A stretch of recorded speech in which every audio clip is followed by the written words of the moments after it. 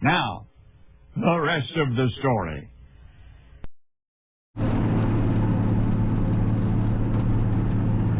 Well, we're down here at the valley, currently finishing up the bottom ground.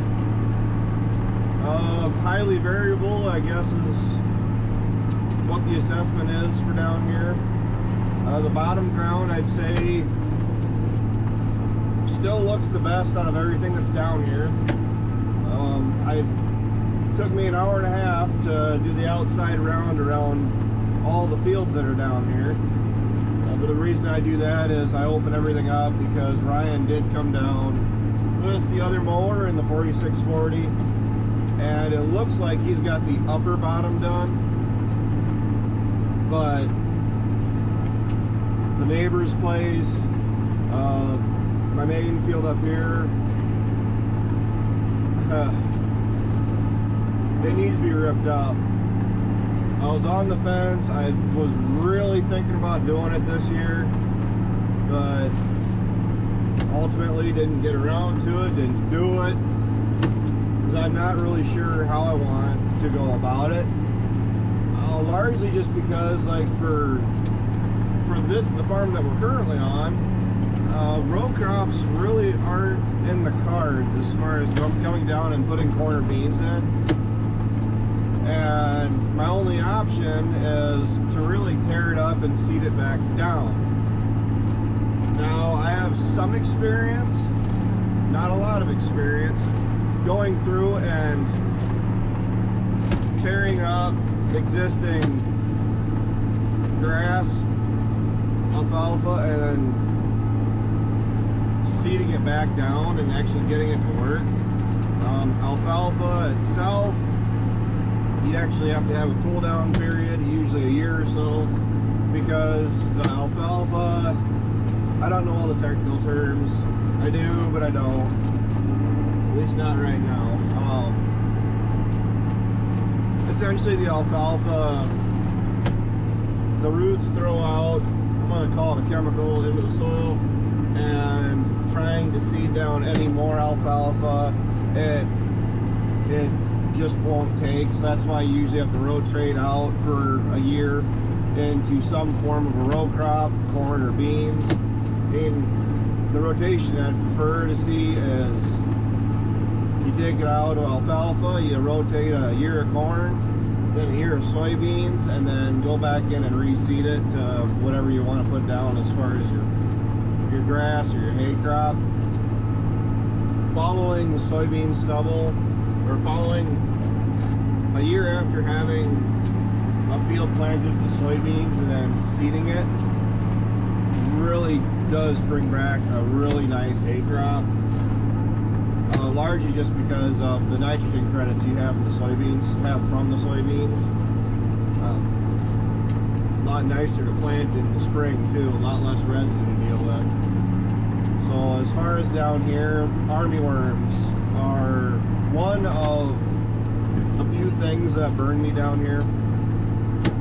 I am 1000% convinced and extremely happy that I didn't put fertilizer on down here, that I didn't come through and try to do an early season shot of radiate. This is essentially, all these bumps right here are from ripping in the fall. I'm hoping those will drive over a little bit and kind of smooth them out. This is essentially just what has grown up since the floodwater has really come off.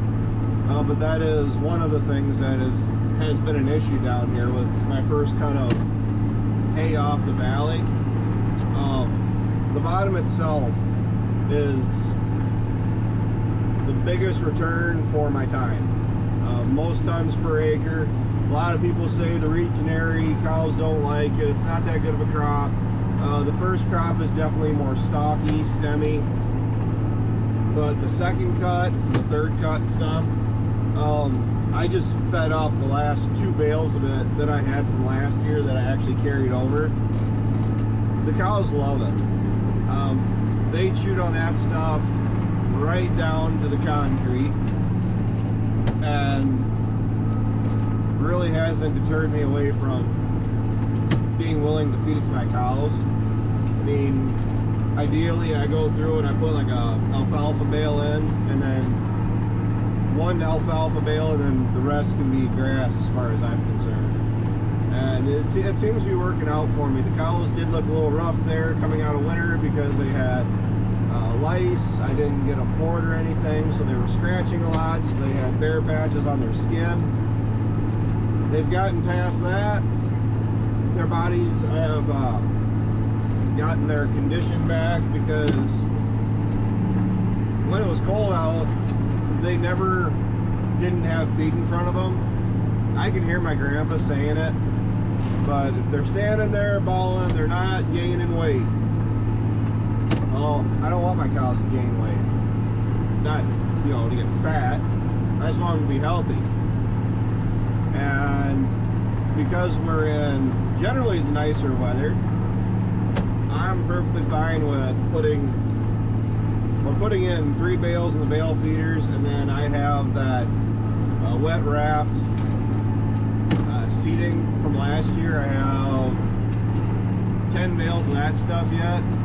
Doesn't look that great of stuff. I don't think it's that great, but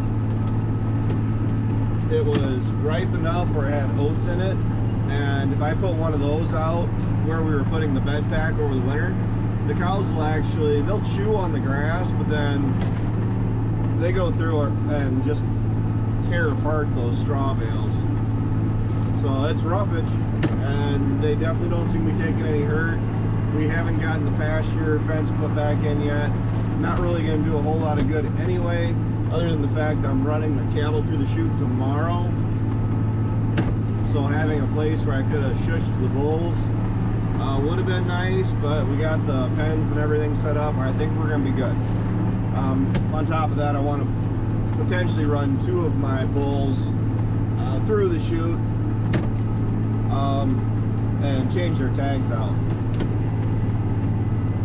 But then I'll know if any of them are bred for this fall. I'll know which ones that are open, and there's only like 9 of them, so not really as many as I had originally thought, which is fine. But I'm gonna have, I'm like 45, 50, somewhere in there, as far as actual cows and heifers. And going into next year, they're all capable and able to be breeding stock. Even the ones that won't be bred to this fall, because I have 3 for sure. I got 3 younger calves. You guys remember Reba from last fall? She's up at Rockville, and her sister that was born right within a couple days with her. We're gonna go through and take them down, put them on grass, and I'll put them with the bulls this fall. And the bulls will hopefully be put in the 15th. They will be put in the 15th, just regardless. I'm not going to push it back any longer. The reason it's not bothering me keeping them away from the cows and keeping the bulls out another 15 days longer than normal is because I have over 20 heifers. I'll be back. Well, we got the bottom done. We're working west to east as far as this place goes, and I'm working on the hills. Granted, the steep hills are done already. Those are actually over that direction. We've covered enough ground down here now. I can go ahead and say that it is incredibly variable down here. I mean, I got both mowers are set to make windrows. It's throwing all the hay to the center. The reason I'm doing that is so that way it's easier for Dad to come through and ted out with the 79. That's right, he's going to ted with the 79. I need the 76 up at home so I can get it hooked up to the round baler, and I'm not pulling all the monitor and stuff out of here. I just put the 76 on the tedder. The problem is is I have some areas that I was literally in mud making ruts, and then on like the hills, I was actually with the front wheel assist on, or the mechanical front wheel drive on. I was actually having a hard time staying on the hills without being pushed around by the mower. Usually that isn't an issue, but because it is so dry. The hillsides are dry. The tires can't dig in, so all they do is they just scratch. So there's a lot of things going on. There's a lot of variables at play as far as, is there going to be much of a second cut down here? I think the bottom, if I treat it right, at the very least, the bottom itself will make at least one more cut. Now we're talking hypotheticals, like if we don't get hardly any more rain, because it is soft down there. There's water there. That grass, that reed canary is rooted down deep enough where it's gonna find moisture. Now, what I would do, stream on liquid nitrogen, come back with literally radiate, an insecticide for any bugs that might still be in it, and a herbicide to take out any of the broadleaves that we're kind of poking through. And more or less, that's my fault, and more or less try to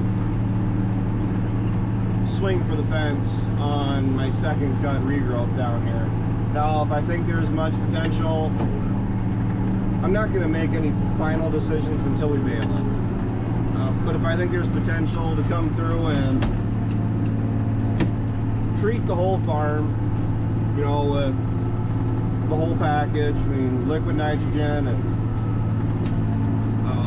the radiate and the insecticide and the herbicide, I'll do it and try for a strong second cut.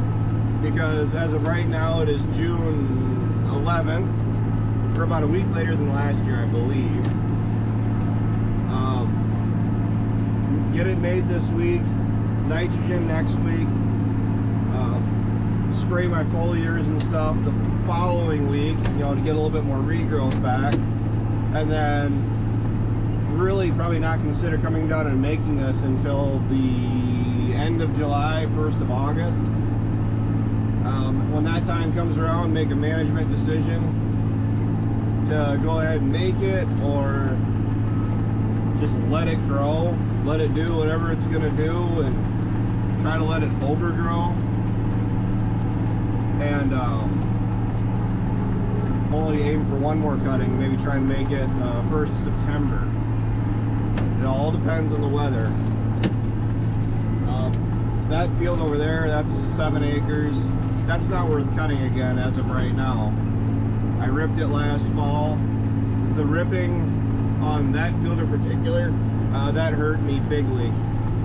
The field, like the mounds for when it heaved the ground up, it just doesn't want to level back out like it did on other parts of the farm. Personally, I'm getting in the camp of, who's coming? Oh, Hannah, that's good. Ryan's over there in the next field.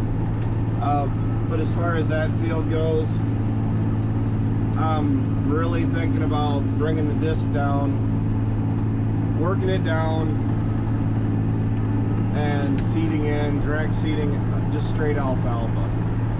I want to do some research on it, so I'm not just spending my money, but I'm a little apprehensive about wanting to put oats down as a cover crop with it, because if moisture is already kind of tight, I'd almost rather come down, put down a heavy amount of alfalfa down on it, and see what it'll do. I did that 2 years ago up at home, where I actually seeded a field up at home where we seeded it in the spring. It didn't take, so I disked it down in August, and then I just ran through. I had like a half of a bag, it was a partial bag of alfalfa seed, where I disked it, seeded it, Didn't have any oats down, whatever. Alfalfa was the only thing I put down, and it actually came back really nice. So I'm kind of leaning on trying that on the 7 acres over there. Overall, there's 80 acres of grass down here that it's underperforming, and it's not necessarily just because rain, armyworms, frost, flooding. I mean, that's what the bottom has all had on it. I think that's part of the reason why it's so light. I mean, the armyworms right now, but I do think it did get frosted at one point because there's damage to that grass that isn't from armyworms. It looks like it got frosted, like it froze and it damaged the plant. And then it was flooded until late April, early May. I'm not quite sure. It's one of those things I'd rather soon forget. And it was already stunted from that, you might as well say. Am I done over here? I am done over here. On to the last field. So as far as the grass really didn't get started coming in until the flooding had receded and kind of dried out. Okay, well, it was already slow to come up, and then it's cold out.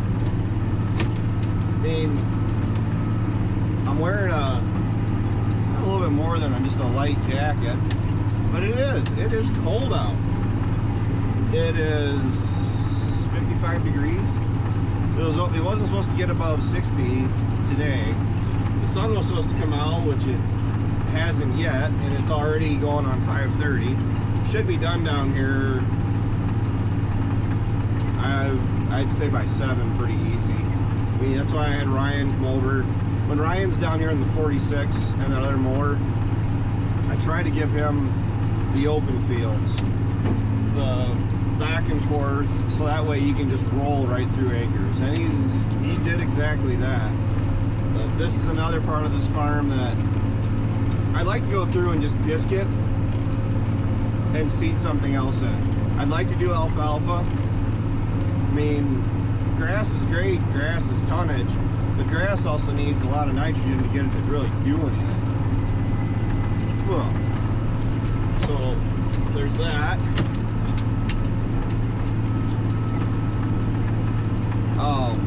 Alfalfa, if I can go through and when I spread my dry fertilizer in the spring and just spread it properly, you know, heavy enough, that's probably all the fertilizer my hay would probably get throughout the year, because alfalfa really doesn't like in-season nitrogen.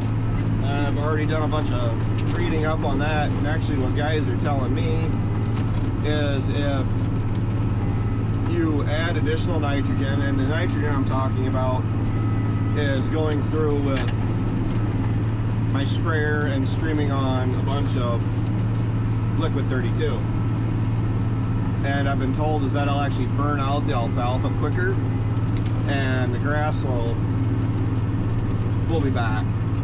And the problem I got with the grass right now is on the 80 acres that I'm kind of annoyed with, is that it's thin. It's patchy. It's not like this. This is actually solid grass, believe it or not. I wouldn't touch this part of the farm. It's the actual field itself that it just needs. It needs something. If I could go through and put alfalfa down, and then the alfalfa slowly gets overtaken again by heavier grass again, I wouldn't be so much against it.